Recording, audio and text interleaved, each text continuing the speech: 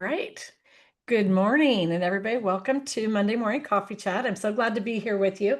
I did want to say before we get started, and I almost forgot, that if you were on last week and you requested the kindness cards,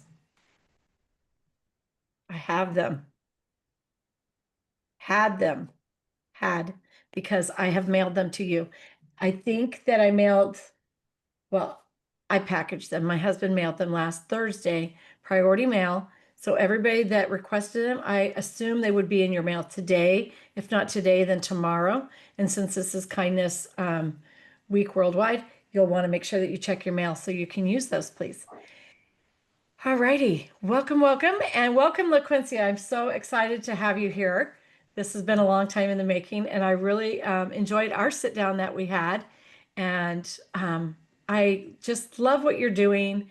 I would like, before we start, for you to share a few things about you, things that maybe you like to do, or things that are going to help us see you on a more human level, not just a business level. So if you want to go ahead and share a few fun things about you, and then we'll dive right in.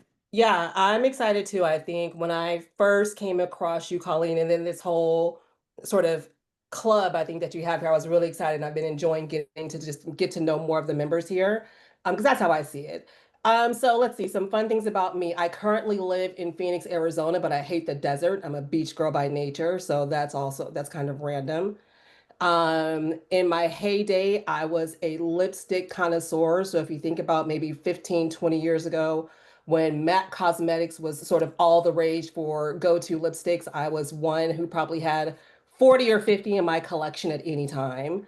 And then most recently here, I have fallen in love with combat sports. So I've started kickboxing at the ripe age of 46, and it's been really a stress reliever, but also like the mental stamina and the game that you have to play with yourself about the improvement, I think has gone a long way to build mental and physical stamina in my personal life, but also in my business life too. So kickboxing, and then I quietly am a fan of a what is it called? Power slap. It's something that Dana White is doing now, and I've just randomly started watching it, and it's random, but it's a good time. So So as what gentle as I am, I'm just as hard some days. what is a power slap?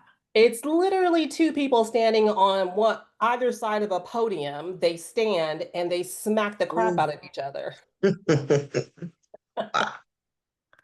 I don't think I could go Why? to that. That's so, yeah, why? You know, it's I liken it to people who maybe thought they would be in some sort of professional athletic world. It didn't work out for whatever reason. And this gives them an opportunity at any age, almost any sort of like physical size, you can get into this sport and really make a name for yourself. And there's some people who it's really take them from a more tragic type of lifestyle to really lean in and focus and create some discipline in their life in an area, and it's changing them. It's they're getting promotions, they're becoming influencers.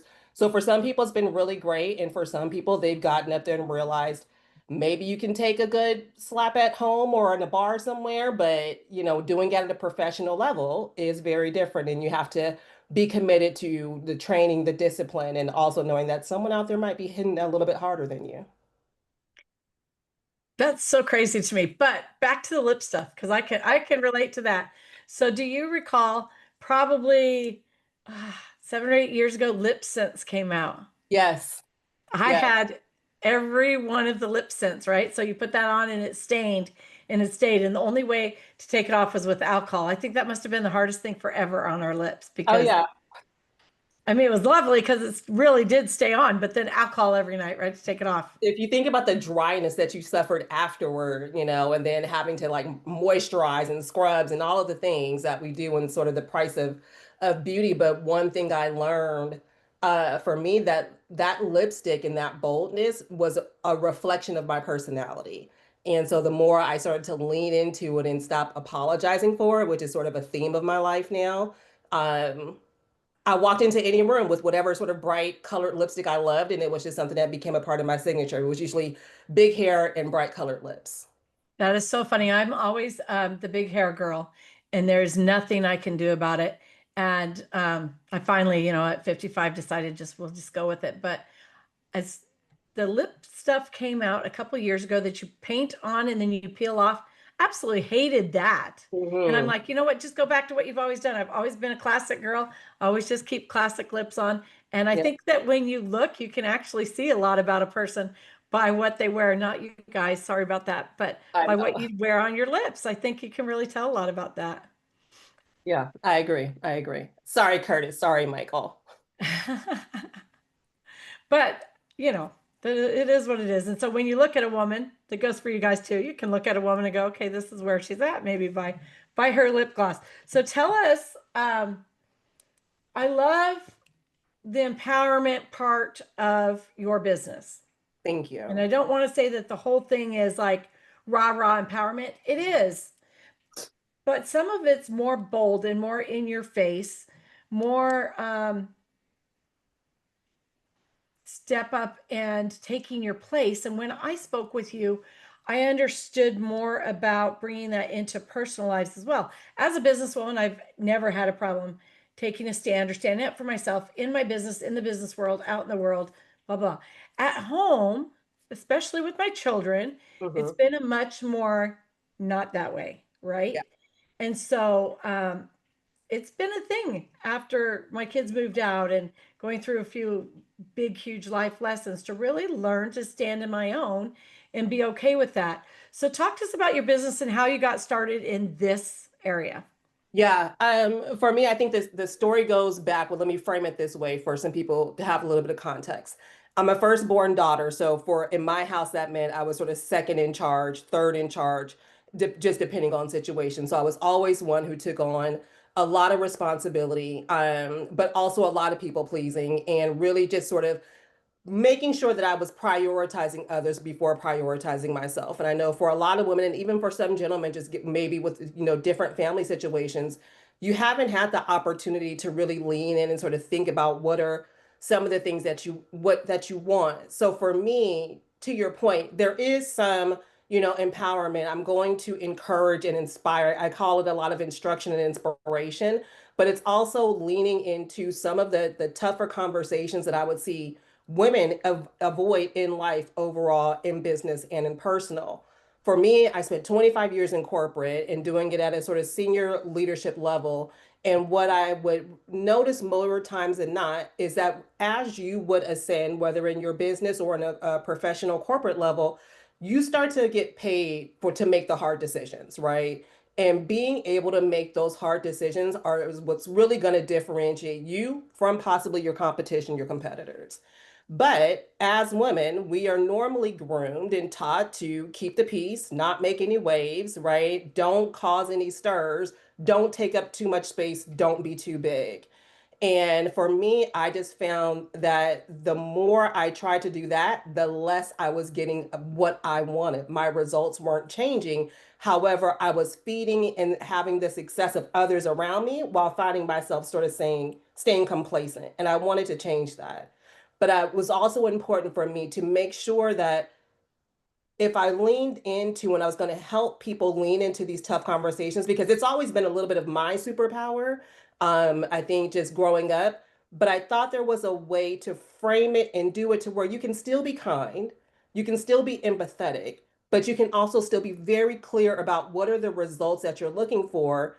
And if we can't find some sort of like win-win solution, then how do we properly sunset the relationship so we're both not walking away feeling like you just got a kind of a raw deal. So for me, it was always about trying to find more common ground and using confrontation to lean into collaboration rather than alienating someone. I love that. And I was thinking that that is exactly a good lead into um, confrontation over collaborate or confrontate from Collaboration. confrontation to collaboration. And I think that for those of you who are here and don't know LaQuencia, why don't you go ahead and tell them like a little bit about what you do?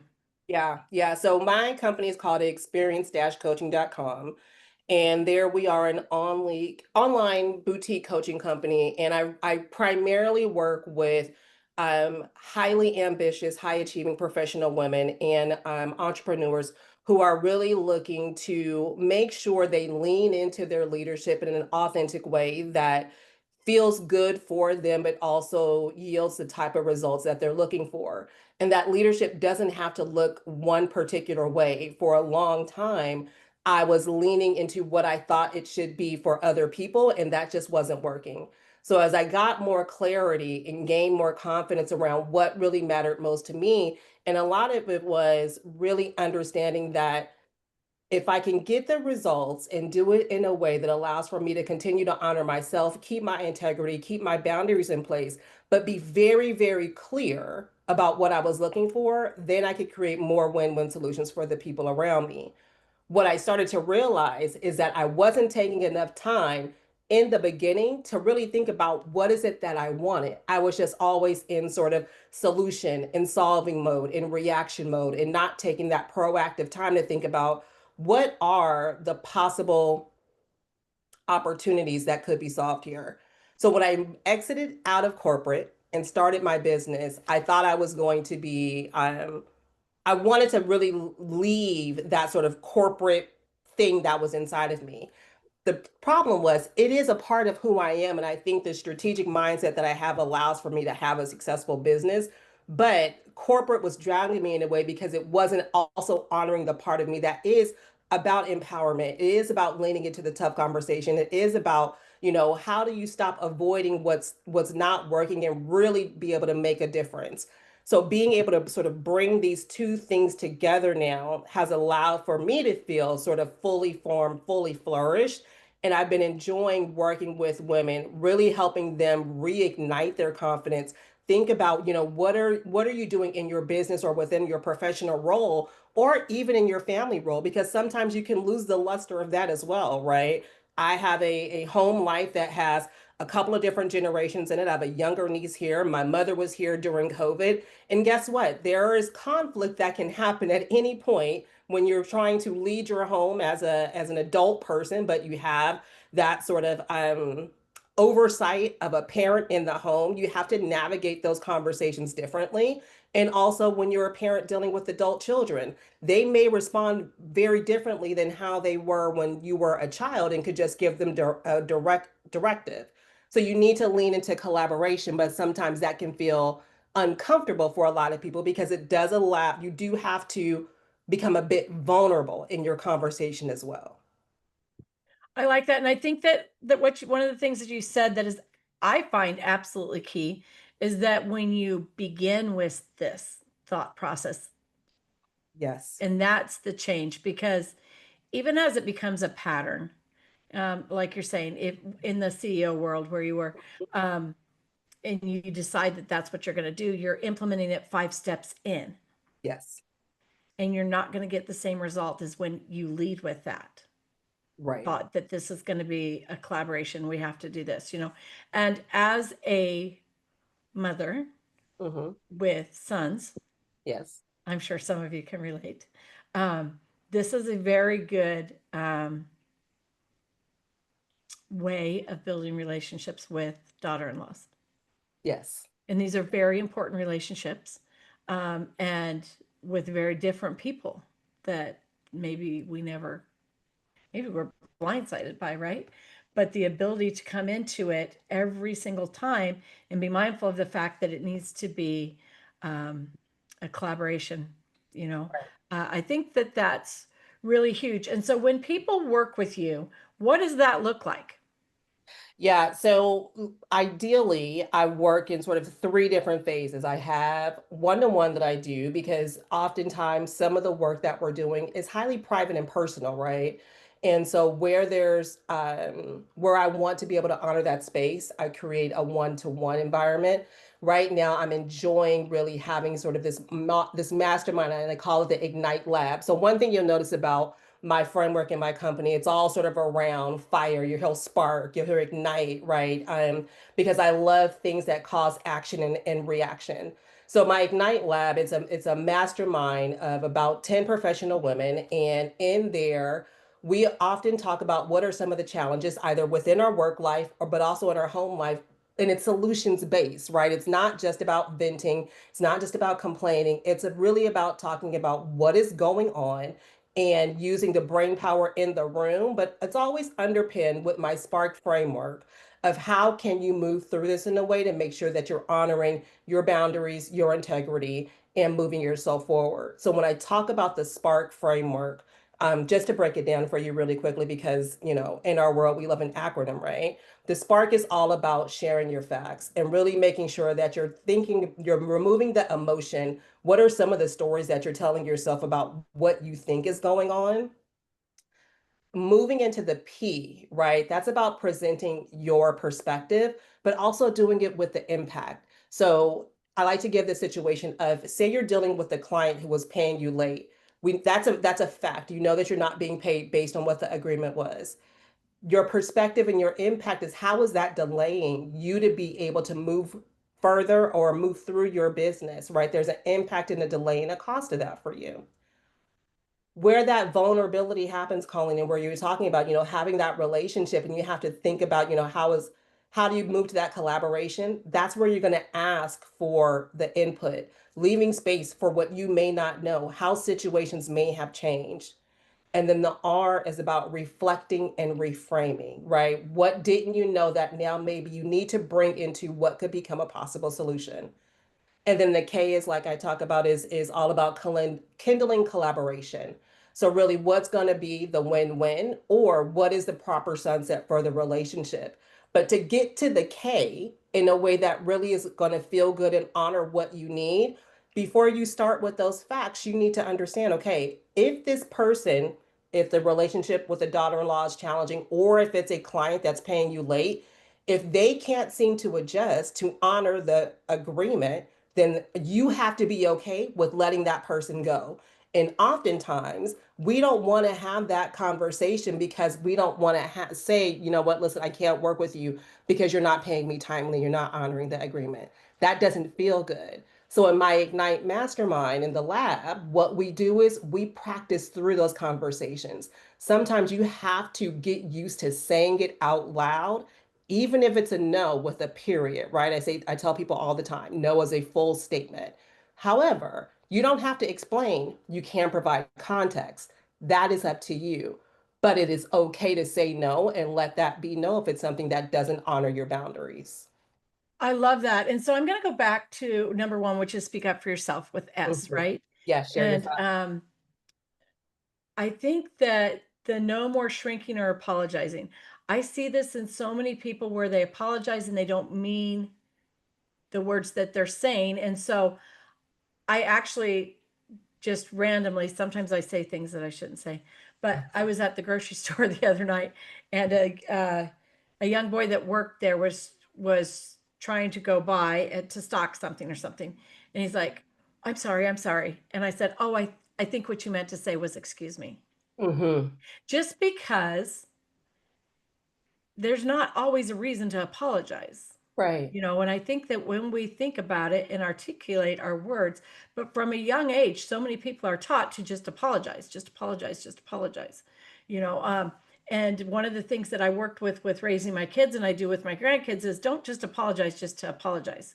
Be specific in your apology, Oh, yes. because you don't have to be sorry that you feel that way. You can be sorry that it offends them that you feel that way. Right. Right. There's a I big think, difference. And so being able to articulate that, especially in business, and being able to say, I'm sorry that we don't see this the same, but right. moving forward, this is what I need to stay. There's a difference. You're not shrinking, you're still standing in your own. Yeah, there's power in that. And also, well, apologies have become such a knee-jerk reaction to your point, right? To where they no longer like hold any value. They're kind of these toss away sentences. But when someone apologizes to you or they give you the I'm sorry, right, knee-jerk reaction, and to your point, if you ask them, okay, well, what exactly are you apologizing for? Most times they probably have no idea, right? They're apologizing because usually it's something in them that doesn't feel good and they want to stop that feeling for them. So they just kind of throw that to you, right? Oh, I'm sorry. And so for me, I think about a woman I was working with, and she was in more in sort of project based work. And she would often say, well, I'm sorry, we have to do this for the project, blah, blah, blah, blah, blah. And I asked her, I said, well, why do you even lead with I'm sorry? If you know you need one X, Y, and Z for the project to be able to move forward, then you frame the sentence that way. For this project to be a success, we need to do blah, blah, blah, right? You're standing boldly, confidently, and being very clear about what you need to do. This is a project you're leading. There is nothing that you need to be sorry about asking people or advising them what they need to do to make sure we get the job done, ultimately, right within that professional relationship. I agree. And so let me say this to you and see if it's maybe play a little bit devil's advocate here. Sure. And so when one of the techniques that I've practiced, having daughter-in-laws for over 10 years, is and and I know that I've had people say to me that I'm giving up my power by doing this. I don't feel like I am. Okay. I feel like there is room to be second, and I'm okay with that. Mm-hmm. And when I say to be second, I mean when there is a situation. It doesn't matter if a child is struggling to do something and I see a quick, easy way to do it, and I want to step in and do it. The mother is there and is like, "No, we're going to do it this way, whatever." I'm okay with just not, with just stepping back and letting things be, and then saying, or even saying, "Why don't you explain, how this looks or feels to you, and letting them go first, because I find so many times when people feel validated by going first or by having that, then they're more open to listen. But also, I gain an understanding that allows me to position myself in a better position and also to gain better footing myself on the down low, right? So here's my thought. I would say I think you're leaning into your leadership. Right, because it's about being able to be selective about when you're speaking up and when you're not. Speaking up when it matters, but also leaving space for the other people in the room. And to me, leadership is also about being able to inspire change when you're speaking. So you're giving people the opportunity to learn for themselves, question, have that thought, go through the process. To me, it's that sort of like, give a person a fish or you teach them how to fish a little bit sometimes. And to me, I don't think there's anything wrong with playing second. I've always found the most powerful people often bring others to the front, right? And let them get that opportunity. So I would say maybe it's not about being second, but maybe you're creating opportunities for others to demonstrate or to learn. That's a good way of looking at it. I also found that when you said, like, when you can't move forward with somebody, well, in our family relationships, that's not generally an option. I mean, there are some times when Sure. when there's violence, things like that, where you cut ties, yes. Yes. But in the regular family dynamics, where it's just crazy because I have 4 kids who married 4 people who have almost 13 grandkids. I mean, it's a lot of people going on, and a lot of things going on, and a lot of people to consider, right? And Yeah. so a lot of times, what I'll say is, um, if it's not something that works for me or that I see happening in a good way, I just say, you guys just go ahead. And if I can join you, I will. And just let it be at whatever level that craziness needs to be at. Um, which I hate to always keep bringing this back to family, but so many of these things really do apply back that way. Absolutely. Hmm. And I think especially the third one, the act with empathy. Yes. I think so many people confuse being bold with being bitchy. Just gonna It's say it. not the same.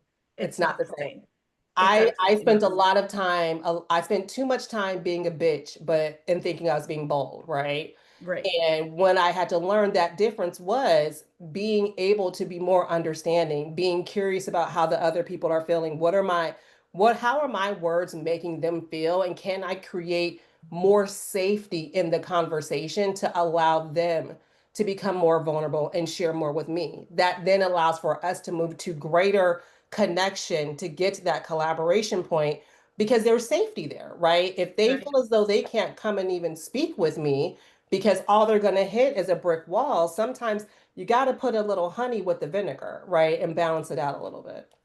Absolutely. And I'm going to add right I with have that a act. question. I'm sorry. Pardon me. Oh, Go I ahead. probably shouldn't have said I'm sorry. Excuse me. I have a question. Go Is ahead this, now. is this an appropriate time to ask a question? It is. Thank you. I have a challenge with people who do not thank me when I do something. And I think they're thinking, well, I don't need to thank her. That's her job. And so I grew up learning how to write thank you cards and to do it. And I grew up thanking. And so when I have a person who simply doesn't thank, I get a little butt chapped over it. And I don't know what to do about it, if anything. That is so interesting, Val, because can I just say to you that that is a generational thing. Mm-hmm. And I was raised writing thank you cards. My mom was very proper. My mother actually cut people out of her will for not saying thank you. Yeah. I had to So move I don't like from expect being, it. I don't expect a thank you card, even though I do that. I don't expect it, but I do expect a little, oh, I appreciate you or thank you, just right. some. But the thing is that I think we have to remember that you're not doing it to get a thank you, number right. one. But then also, when you're in any relationship and things aren't reciprocated the way that you want, then you put your energy in other relationships where it is. And people will acknowledge that and know that. My kids, every single time they got something from my mother, got on the phone with her. They never, I don't think they ever wrote thank you notes, but they got on the phone every single time. And I have one daughter who would spend everybody else's last dollar before she'd even look at spending her own. But she will call my mom and say, oh, I got the $20. I just want to say thank you. I'm just putting it in my account for one day. I don't know what I'm going to do with it, but I just want to let you know I got it and I really appreciate it. But always, they always followed up with a phone call. And my mom appreciated that and knowing that it got there and things like that.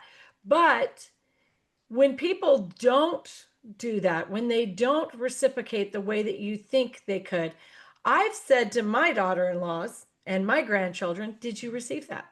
Mm-hmm. Because when you let me know that you did, then it makes me eager to do it again.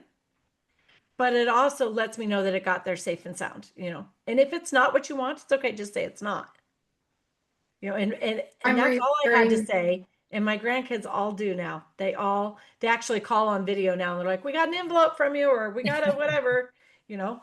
But sometimes you do need to say it, but you don't have to be like, hey, don't be rude and not say thank you.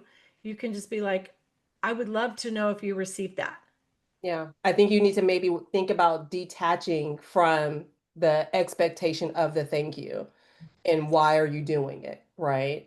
And also sometimes we get so focused on what we didn't get, but we are all in a very, very busy world. Sometimes people just forget they're moving so quickly. So I think Colleen's advice of, hey, did you get that? We'll stop and have someone jar and say, I did.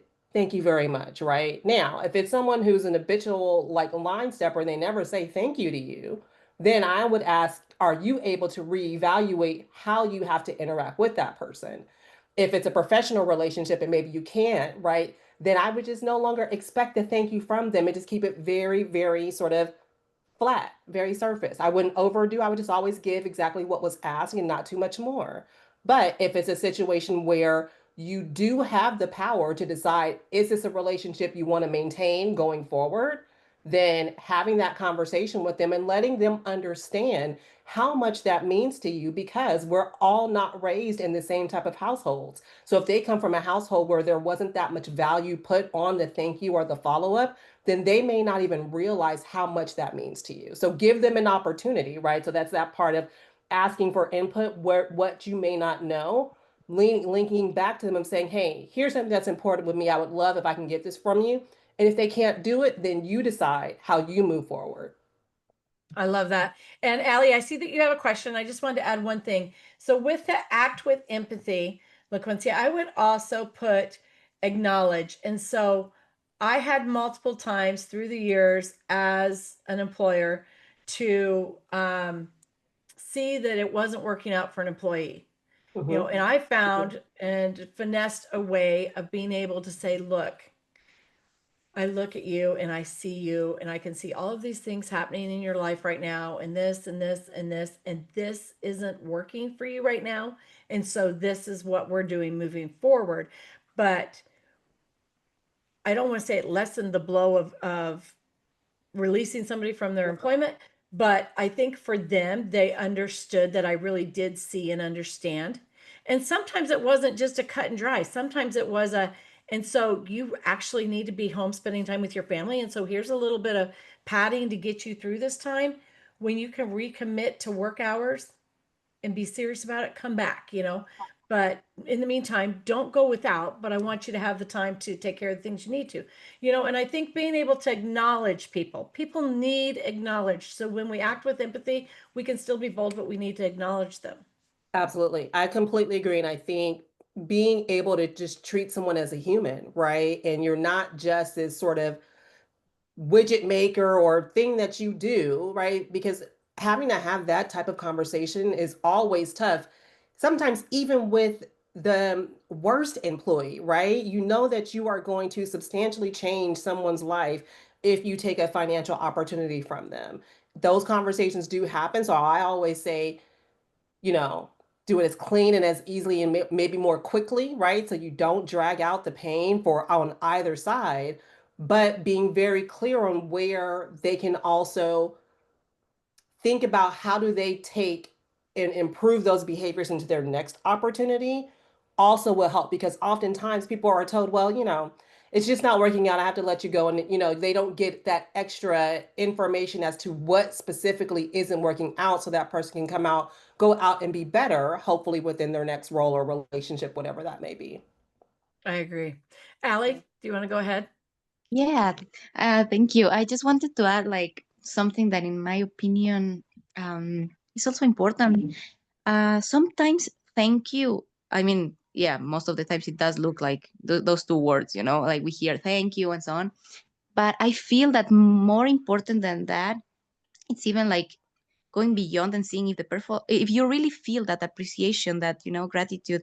There are people who, I mean, I think many of us have been taught to say it and like be very explicit about it, but many people might not have had the same type of education, but still you can see in their intention, in their attitude, you can see that they actually appreciate that.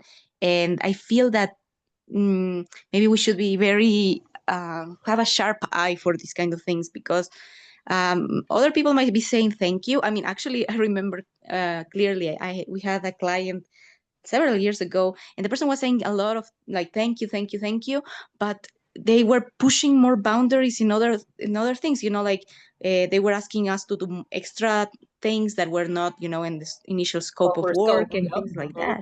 So there was no appreciation at all. So those thank yous were completely useless for us. And then there are people who don't say thank you, but they would maybe tip you at the end of a project, or they would just recommend you, or they would just do something that actually shows that they appreciated what you did. And I think that has more value. But sometimes I totally see that when someone doesn't say the thank you at once, you feel like, okay, but I did something, what's going on? But I think there's a huge difference, and that we should be very mindful of the ways that people might be thankful. So that might help as well. I agree. I think oftentimes, yeah, some thank yous is just a bunch of false flattery. Um, Kind of like the same way with the knee jerk, I'm sorry, doesn't really mean anything. But people show up and demonstrate, their gratitude. So I Mhm. completely agree with you, Ali. Exactly. I agree. And I also think that it's never too late to say thank you. Oh, And yeah. so, I was actually thinking of Val, I'm going to throw you under the bridge here for a minute, under the bus, whatever it is. I was thinking of Val because while I was sick this week, their little slippers she made me were just like my little feet warmers, and I just love them to bits and pieces. And I actually thought I need to hop on her and tell her thank you again, and I've already thanked her for them.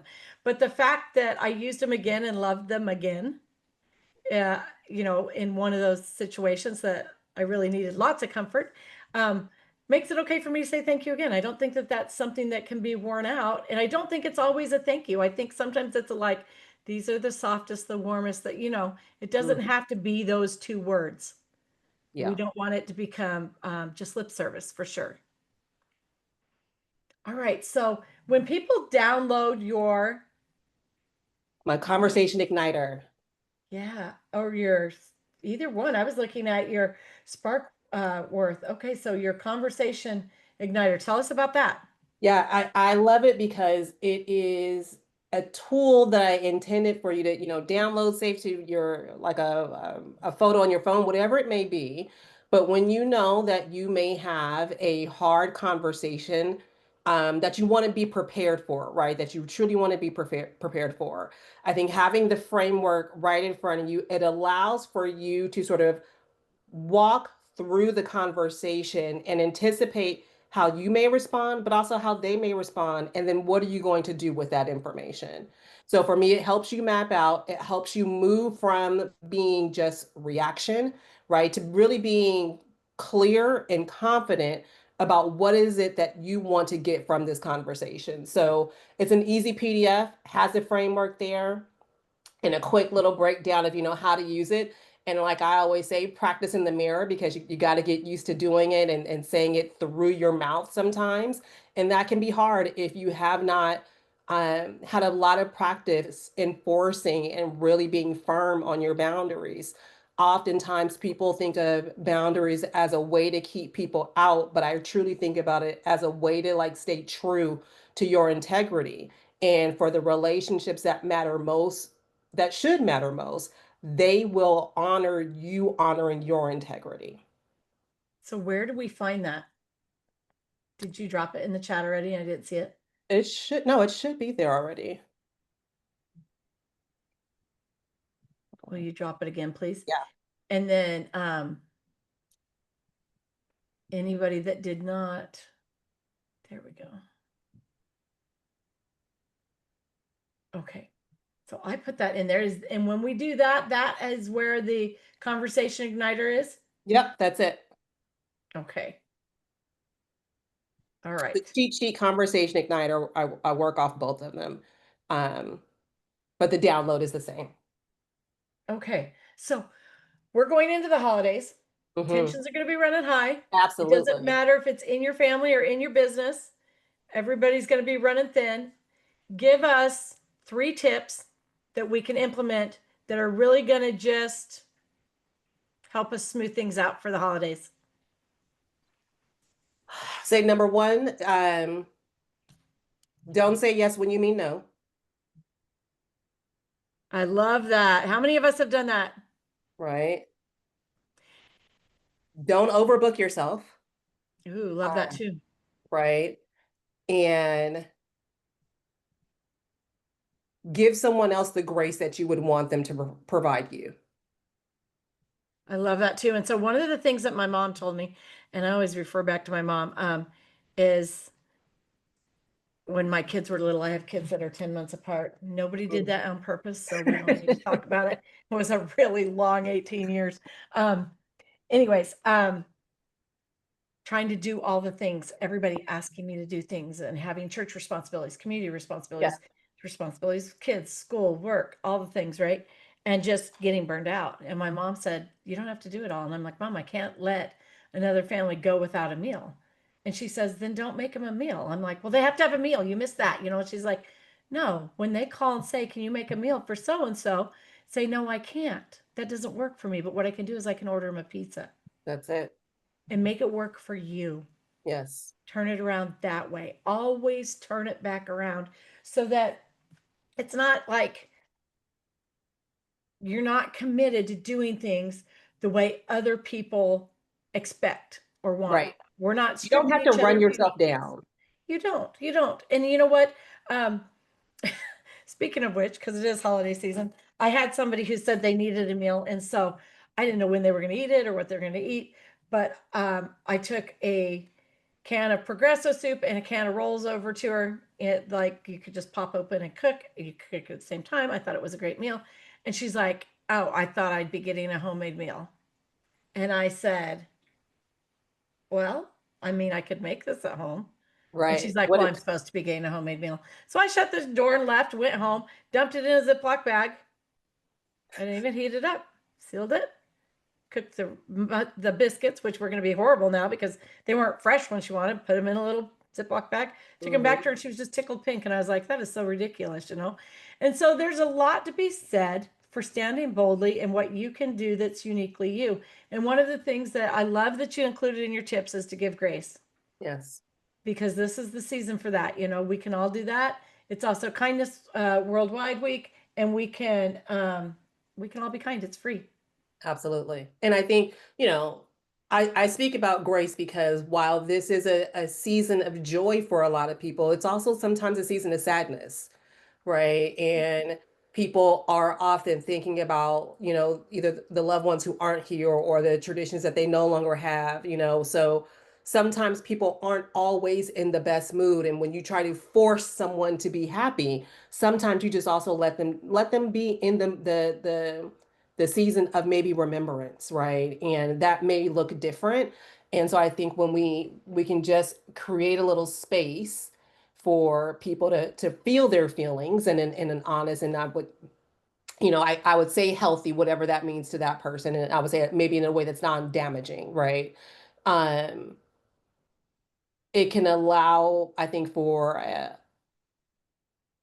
more harmonious holiday situation if we just take off some of the expectation. We do a lot of things to impress externally, but really sitting back sometimes and just thinking internally, what is it that you really want to do? Do you really feel like doing all the things?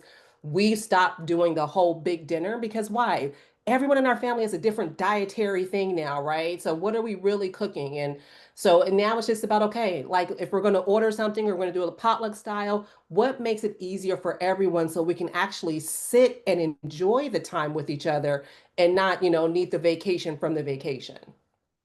That's so interesting. So we always use paper products Mm-hmm. for the holidays.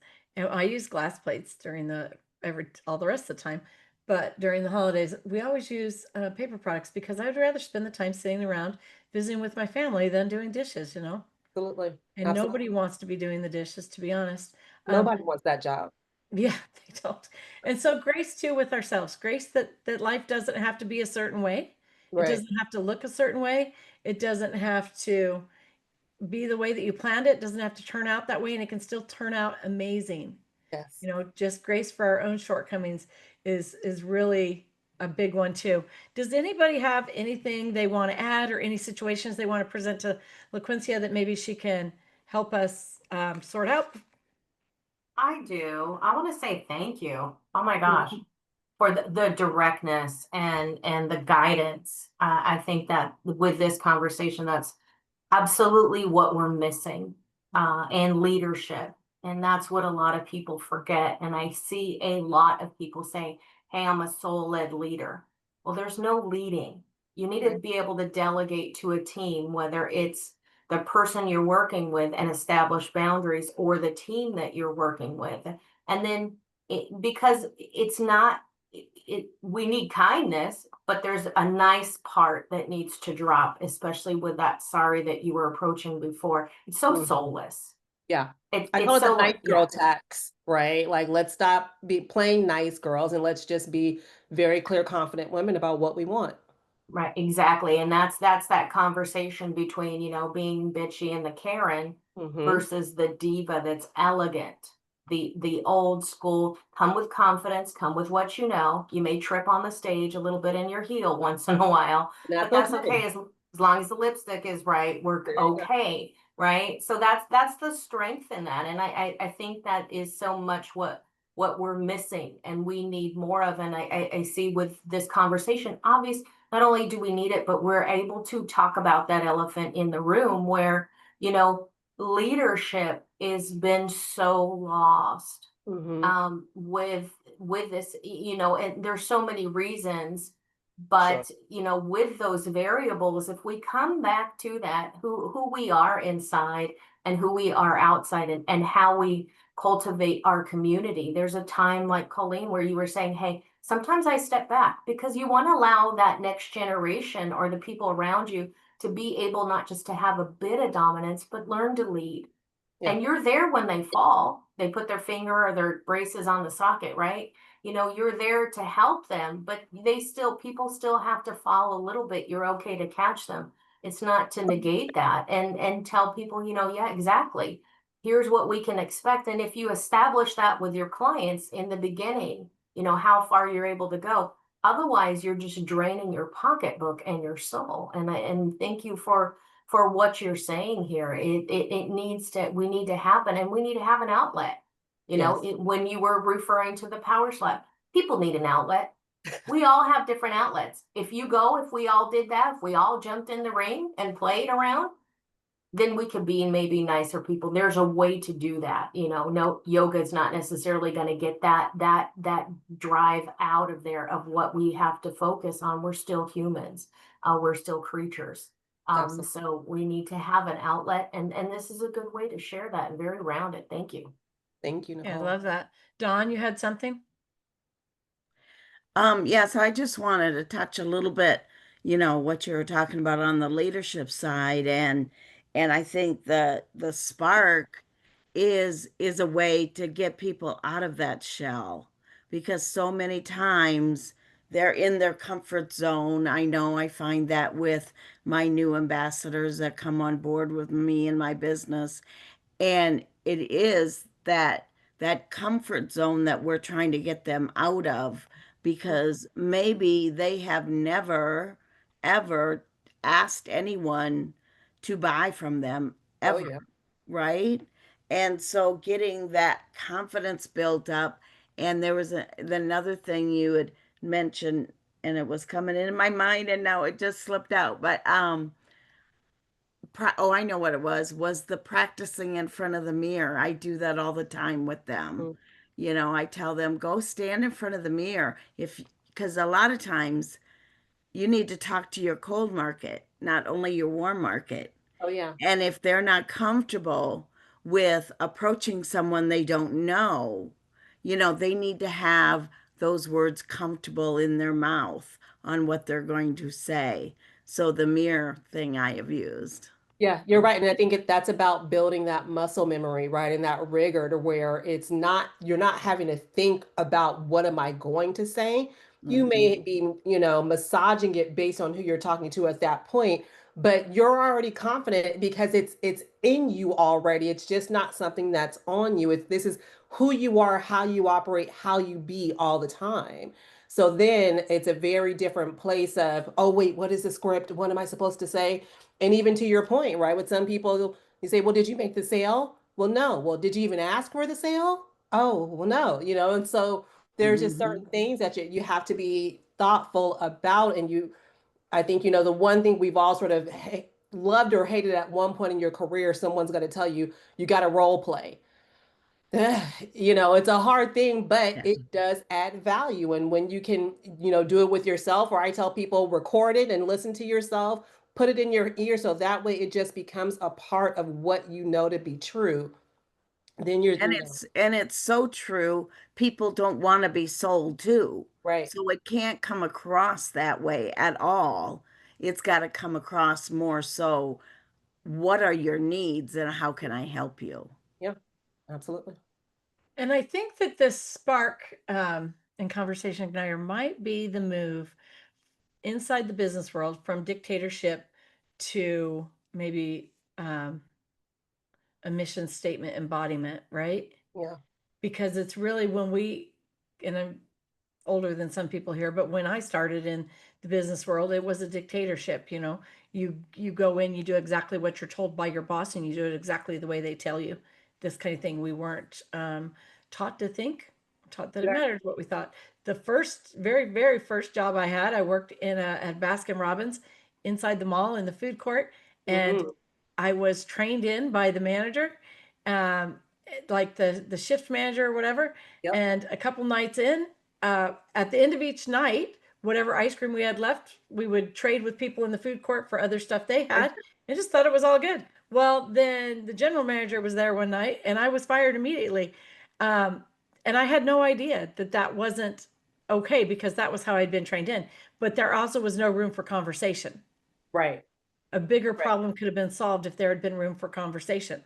Um, when I talked to my parents about it, well, they're like, well, yeah, of course you can't do that, and I'm like, well, How I would I didn't know know, that? so that's how I figured out you can't do it. But really, how did the dynamics inside our workplace and inside our businesses really change when we can start listening and start being empathetic in that, just all of the things that are on your list, when we speak up for ourselves, when we quit apologizing, um, Absolutely. all And I all think of those also things work together, just change that business flow. it is, and it's some of that when you think about, maybe over the last 10 years and you see that the generational gap within leadership or even the sort of corporate environment sometimes, and you have the boomers, the Gen Xers, the millennials, and no one knows how to really talk to each other. And this group, they're too feeling, and this group has no emotion. Well, let's figure out how we can build bridges rather than just pointing the fingers back and forth. But it requires for everyone just to be a little bit more open and honest about what are the needs, but also to your point, it's not just a dictatorship. It's not just do what I said because I said it, but these days people want to understand why and how, and they want more context. And for some people, just even asking those questions, they see that as being challenged, right? Because I'm asking for you to give me a bit more information as to why. Well, if you've never had to quote unquote defend your point of view, that can be a very uncomfortable feeling. Right. Or if you've never had to look into why, Right. and Because one of you've the things always just been taking the direction. exactly. And that's one of the things I work with my grandkids all the time is that I have one grandson who's 6, bless his little heart. And Aw. he asks all the questions right now. And I keep telling him, well, what do you think? Mm-hmm. What, maybe you should try that and see if it works. He's like, well, can't you just look it up? And I'm like, I can, but I don't want to. I want you to just go figure it out. So let's see how it works. Yeah. And he is going to be the smartest little guy because he's so inquisitive about how everything works. But I think that there's a big difference in the human that's produced at the end and who Yep. they are as an adult when they've had to learn those things on their own instead of just having it handed to them. You're teaching them resiliency. If I could go backwards, I would give everybody a set of Encyclopedia Britannica and tell them, have at it, get away from your phone and go figure it out for real. I was just about to say that, Colleen. I'm a kid who was raised on encyclopedias, right? I had to go search and find the answers. Yeah. And I can appreciate where technology has taken us now and the ways allow for us to accelerate our learning and our growth, but it has also weakened our ability to think critically, right? And sit into the discomfort and be really curious, right? We're curious, we learn, and we're done. And you don't keep that same feeling of satisfaction of, oh, this is what I know and I understand it. I have the knowledge of something. Yes. And developing those critical thinking skills is so important. One of my things I always remember my mom saying, she said it all the time was, well, how'd that work for you? Yes. And I'd always be like, oh, I mean, everything from towing a car the first time when I was 16, decided to tow somebody. Oh, yeah. Business towing anybody in inner city. And then, to unplugging a lamp with my teeth that were covered in metal braces, and my mom just sitting there watching going, well, how'd that work? Well, didn't do it twice. So. Right. I can tell you, I had a situation where I was a little, maybe, oh my goodness, full circle moment. I just realized everything about my brain is all like fire and sparks. My mother caught me one time like twisting newspaper and sticking it in the water heater pilot, right, for the flame, and just kind of like blowing it around. And so I guess I've been a firebug. I just realized that. But yeah, I never did it again, but I just created a whole brand around fire. So how about that? There you go. There you go. Well, this has been fun, LaQuencia. I really Thank you appreciate so this. much. And I hope that lots of people grab your download, what a difference it can make in the workplace. It is. I hope so. And I'm hoping that, whether in the workplace or at home, it just allows for more connection and collaboration. Confrontation can be healthy, but only when done appropriately. I love that. Does anybody have any last questions or words before we cut? No? All righty then. Thank you so much.